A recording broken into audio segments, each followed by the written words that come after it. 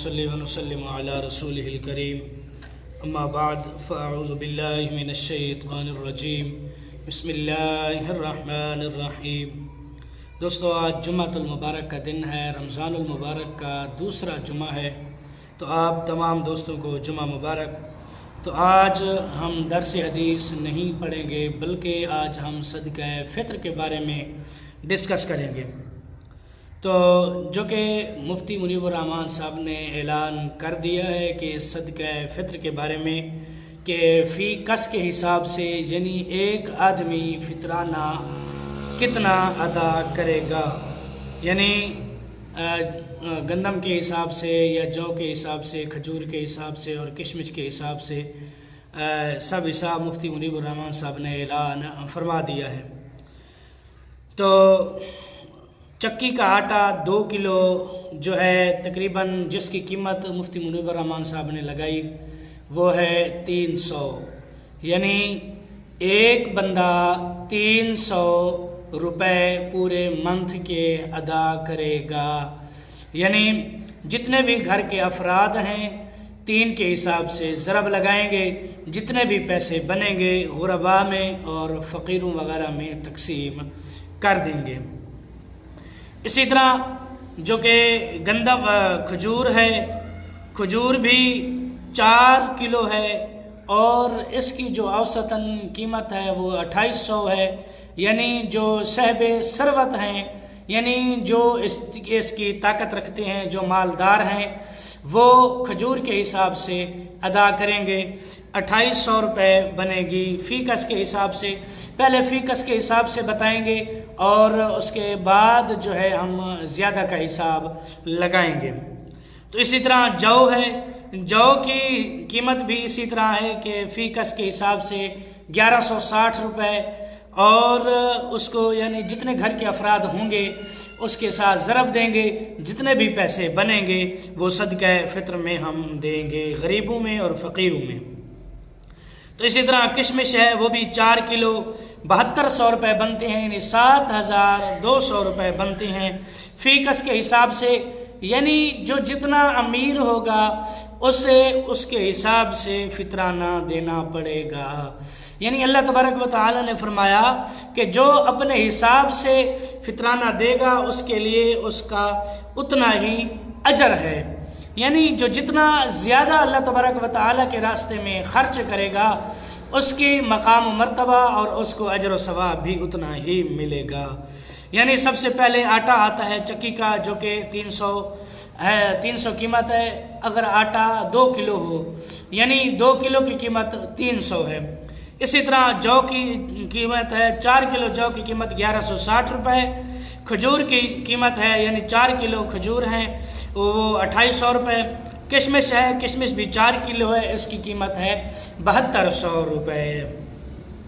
यानी जो लोग रोज़ा रखेंगे उनके लिए ये फ़ितराना है, वो ये फ़िदिया देंगे। तो उनका जो है, क्योंकि अगर बंदा फ़िदिया फ़ितराना वगैरह ना दे तो रिवायात में आता है कि रोज़ा जो है ज़मीन और आसमान के दरमियान मुअल्लक़ रहता है, यानी लटका रहता है, ऊपर नहीं जाता।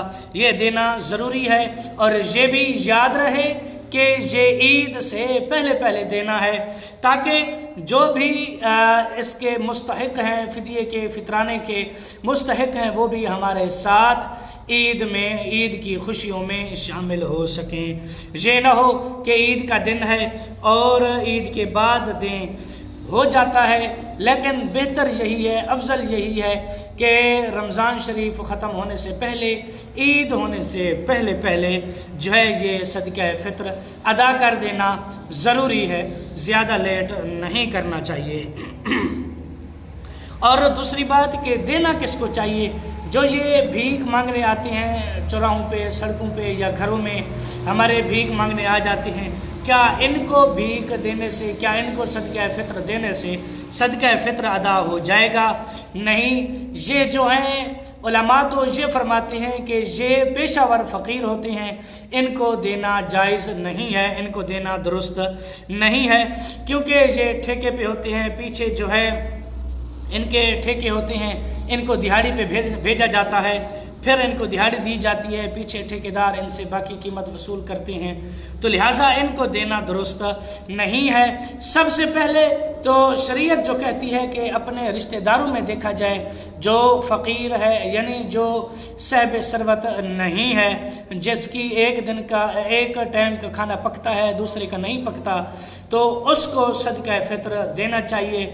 फिर देखना चाहिए कि अपने वसेब में यानी अपनी बस्ती में, अपने इलाके में उनको देना चाहिए। यानी अगर रिश्तेदारों में नहीं है तो फिर अपनी बस्ती में देखना चाहिए, तो अपने बस्ती वालों को देना चाहिए जो इसके मुस्तहिक हैं। देखो कि हमेशा सफ़ेद पोश लोग होते हैं जो मांगते नहीं हैं, जो किसी के आगे हाथ नहीं फैलाते, जो ना किसी के घर जाते हैं कि हमारे घर आज आटा नहीं है, हमारे घर खर्चा नहीं है, तो हमें लिहाजा खैरात दे दें, सदका फ़ित्र दे दें।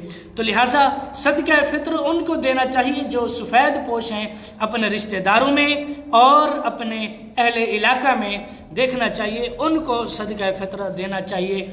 और फिर अगर इस तरह भी नज़र ना आए तो मदरसा वगैरह में देना चाहिए जहाँ तालिब इल्म पढ़ते हों, ये भी एक सदका जारिया है। यानी हमेशा अपना जो है सदका फ़ित्र या सदका खैरात जो भी करना हो वहाँ दो जहाँ जो है सदका जारिया हो। अगर इस तरह मुमकिन ना हो, जैसा कि पहले मैंने कहा, रिश्तेदारों में या फिर वसेब में, बिरादरी बस्ती में, इलाके में, तो वहाँ देना चाहिए, सफ़ेद पोश लोगों को देना चाहिए, ना कि उन लोगों को देना चाहिए जो भीख मांगने आते हैं चौराहों पे, सड़कों पे या फिर जो है जा बजा और घरों में, उनको हरगिज़ नहीं देना चाहिए। अगर उनको दोगे तो इस तरह सदका फ़ित्र अदा ना होगा, क्योंकि बाज़ लोग मुस्तहिक होते हैं, बाज़ लोग मुस्तहिक नहीं होते, क्योंकि हमें पता नहीं होता कि ये लोग मुस्तहिक हैं या मुस्तहिक नहीं हैं। तो लिहाजा हम रिश्तेदारों में देंगे या फिर जो अपने बस्ती में, अपने इलाके में, वसेब में देंगे, तो हमें पता होगा ये मुस्तहिक हैं, तो फिर जो है जाके हमारा सदका फ़ित्र कबूल होगा। तो लिहाजा ये था सदका फ़ित्र एक बंदे का जो कि रोज़ा रखता है। जो रोज़ा नहीं रख सकता, जो ज़ईफ़ुल उम्र है, उनको चाहिए कि वो पूरे माह का सदका फ़ित्र अदा करें। यानी जो लोग ज़ईफ़ुल उम्र हैं या जो लोग बीमारी की वजह से रोज़ा छोड़ देते हैं, उनको चाहिए कि वो सदका फ़ित्र अदा करें। जितने रोज़े छोड़े हैं उतने रोज़ों का सदका फ़ित्र अदा करें, तो उनके लिए ये बेहतर होगा। यानी जो आटे वाले हैं वो 9,000 उनका बनेगा। इसी तरह यानी जो रोज़ा नहीं रखते, बिल्कुल ज़ईफ़ुल उम्र हैं, रोज़ा बिल्कुल रख भी नहीं सकते, वो 9,000 मंथली देंगे। और इसके साथ साथ जो साहिब सरवत हैं, वो ज़ईफ़ुल उम्र हैं या वो बीमार हैं, रोज़ा नहीं रखते, जौ के हिसाब से वो 34,800 देंगे पूरे मंथ का। ये अब पूरे मंथ का बताने लगा हूँ। जो रोज़ा छोड़ेंगे इनमें से वो अपने हिसाब से देंगे, जितना वो साहिब सरवत होंगे उस हिसाब से। जो खजूर का है वो बनेगा 84,000 बनेगा। यानी ये पूरे मंथ का है, जो जितने रोज़े छोड़ेगा वो ज़रब देगा उसके हिसाब से जो है, यानी 2800 को जो है वो अपने रोज़ों के साथ ज़रब देगा तो उसका हिसाब आ जाएगा। तो इसी तरह किशमिश है 7200 एक दिन का, तो जितने रोज़े छोड़े हैं उसके हिसाब से देगा। अगर पूरे मंथ के छोड़े हैं तो 2,16,000 बनेंगे। जो साहिब सरवत हैं जो इनके लिए, उन लोगों के लिए है। अच्छा, जो रोज़ा रख के, जो रोज़ा जानबूझ कर तोड़ देते हैं, वो आटे के हिसाब से देंगे। यानी आम लोग, मिडिल क्लास लोग देंगे, वो 18,000 देंगे रोज़े का। एक रोज़े का कफ़ारा, एक रोज़े का, याद रहे, एक रोज़े का कफ़ारा 18,000। जौ के हिसाब से वो देंगे 60,000